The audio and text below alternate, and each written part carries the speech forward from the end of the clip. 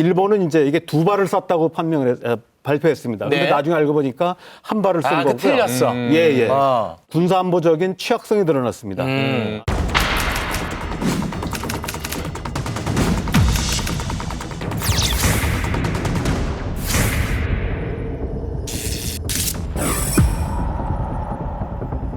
네, 한일 양국 정부가 지소미아 조건부 종료 유예를 두고 공개적으로 반박에 또 재반박까지 하는 진실 공방이 이어지고 있습니다. 조성열 국가안보전략연구원 자문연구위원 나왔습니다. 어서 오십시오. 예, 안녕하세요. 안녕하십니까. 일각에서 우리가 졌다, 뭐 일본 이겼다, 뭐 이렇게 승패를 가리는 보도들이 좀 있더라고요. 네. 어떻게 보십니까? 예, 현 조건에서 본다면 이제 진 것도 아니고 이긴 것도 아니고요. 게임이 이제 시작됐다 볼 수 있습니다. 그러니까 이른바 이제 휴전 상태인데요. 현상 동결입니다. 네. 그래서 이제부터 본격적으로 대화를 통해서 풀어보자. 일종의 종착역이라고 할 수 있는 것은 한일 정상회담이 예정돼 있습니다. 네. 한 달 정도 남았는데요. 이 사이에 한일과 일본 간의 여러 쟁점들을 마무리해서 끝내야 되지 않나 이런 생각을 합니다. 이제 시작이다 이거죠.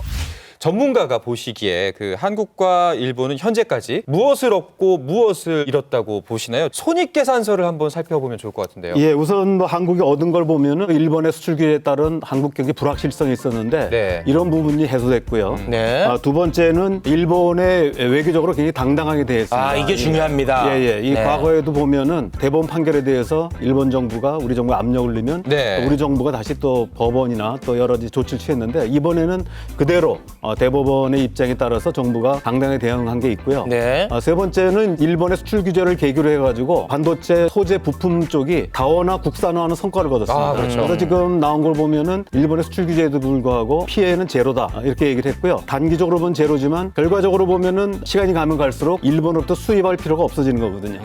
그런 면에서 이제 여러 가지 성과가 있었다고 볼 수 있습니다. 다만 또 얻기만 하진 않을 것 같아요. 예, 그렇죠? 아쉬운 점이 있었다고 예. 한다면은 외교안보 정책이라고 하는 것은 안정성과 신뢰성이 있어야 되는데 우리 정부가 한번 칼을 뽑았는데 이제 마지막에 이제 물론 아직 칼집에 넣은 건 아닙니다만은 잠정적으로 이제 스톱한 상태입니다. 그래서 외교안보 정책의 신뢰성, 안정성 약간 금집이 나지 않는 이제 우려도 좀 있는 건 사실입니다. 그거는 저는 근데 동의하기 어렵습니다. 어. 일본의 입장에 변화가 없는 한 우리는 종료할 것이다라고 입장을 밝혀오지 않았습니까? 앞에 뭔가 단서가 예, 붙었잖아요. 그렇습니다. 그래서 사실 네. 뭐 제가 요청하신 게 이런 것도 하나 잡으라고 해가지고 예, 그거를 했는데 사실은 지금 얘기하신 그대로입니다. 네. 그러니까 이게 결론 난 게 아니고요. 사실은. 앞으로 어떻게 하냐에 따라 가변성이 있는 겁니다. 최욱 씨 정말로 이런 답변이 나올 줄 몰랐죠. 알겠습니다. 그렇다면 이제 일본이 얻은 것과 잃은 것도 한번 살펴보면 좋을 것 같은데. 예, 아베 총리가 최근에 지지율이 많이 떨어졌는데 필요할 때마다 한국 대릭을 통해 가지고 지지율이 좀 올랐습니다. 반면에 이제 일본이 이런 게 매우 많습니다. 경제적 손실인데요. 네. 한국의 부품 소재를 판매했는데 한국이 국산화하고 벨기에는 네덜란드에 다원화하면서 일본의 부품 업체들의 판매량이 급감했습니다. 그렇죠. 네. 예, 그래서 최근 8, 9, 10월에 보면은 일본의 대한 수출액이 급감하거든요. 관광객들이 안 가고 일본 제품 불매 운동이 벌어졌습니다. 이제 이런 부분들도 일본이 타격을 받은 거라고 할 수 있고요. 또 하나는 군사안보적인 취약성이 드러났습니다. 일본은 아무 문제가 없다고 얘기하지만 실제로는 북한이 단거리 발사체를 쐈는데 네. 일본은 두 발을 쐈다고 발표했습니다. 네. 근데 나중에 알고 보니까 한 발을 쏜 거고요. 틀렸어. 예. 아. 또 하나는 이제 한국 정부가 발표하기 전에 자기네들이 탄도미사일이라고 얘기했는데 나중에 보니까 이게 SLBM이었습니다. 그렇지. 그러니까 잠수함 발사. 또 틀렸어. 예, 일본에서 그랬거든요. 지소미아가 이제 한국이 더 필요한 것이고 일본이 아쉬운 게 없다고 아쉬운 게 했는데 없다고 이런 했죠. 이제 안보 문제점이 드러났다 이렇게 볼 수가 있습니다.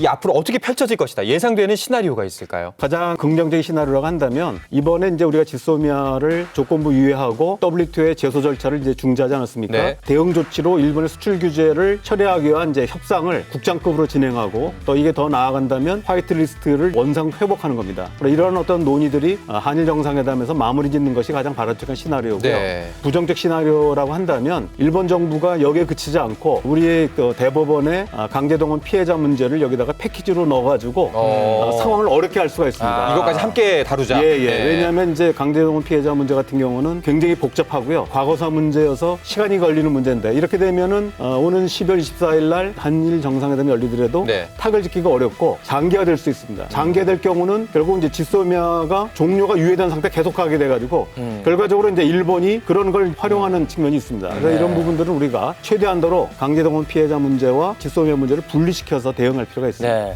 조건부 종료 유예. 조건이 안 맞으면 우리 정부가 종료할 수 있을까요? 당연히 할 수 있고 또 해야 된다고 생각합니다. 이게 이제 정우영 안보실장님 얘기했는데 트라이미 그랬습니다. 네. 나한테 한번 해볼래 해봐. 그러니까 이게 무슨 얘기냐면 일본이 약속을 안 지키면 내가 한번 본때를 보여주겠다 이 얘기입니다. 일본이 약속을 안 지키거나 또는 지연시킬 경우는 단호하게 종료를 하겠다 이런 얘기입니다. 그럼 미국이 괜찮을까요? 아 괜찮습니다. 괜찮습니까? 예, 예. 왜냐하면 지금 이제 그동안에 3개월 유예하는 바람에 미국이 우리를 압박해서 시간을 너무 많이 줬거든요. 근데 지금은 이제 6시간을 남겨놓고 했기 때문에 네. 이제는 그냥 바로 그냥 결정하면 미국이 들어올 시간이 없습니다. 알겠습니다. 물론 이제 국가는 있겠죠. 네.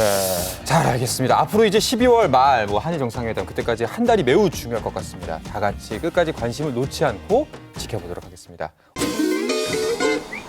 아마 보게 되실 거예요. 괜찮아? 어차피 볼 거 하루라도 일찍 봐주세요. 좋아요? 한밤의 시사 토크 더 라이브. 어차피 보게 될 거 하루라도 일찍 보세요. 알겠습니다. 고맙습니다. 네.